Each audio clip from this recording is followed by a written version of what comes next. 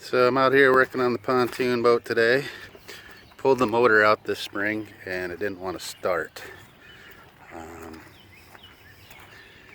And the main reason for that was the neutral sensor, which is a sensor right there. So what happens is that sensor right there, it gets pushed in when it's in neutral, and then when you shift it into gear,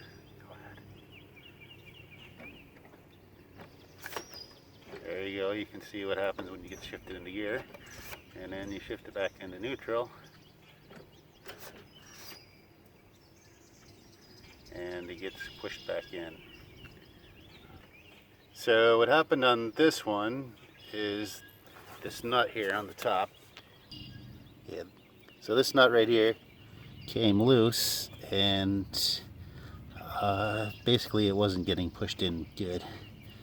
So I tightened it back up, got this back into a better position. So I think we're working good now here. So now that I have it tightened back up, we shouldn't have any issues.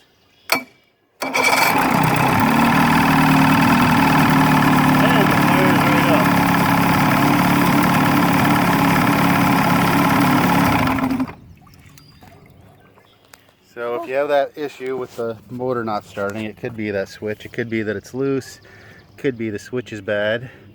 What I did too, and what I've been doing, is I took out on the lake a little jumper cable here, which I did a little bypass here. I'll show you how that works. So if you get stuck out on the lake, you're stuck somewhere, you got a little jumper cable like this. The other way that you can get this thing going is to jump the solenoid.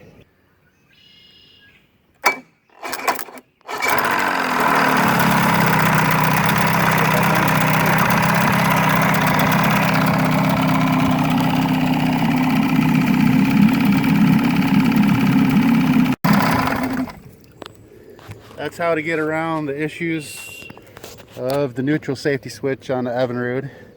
Thanks for watching. Please subscribe. Thank you.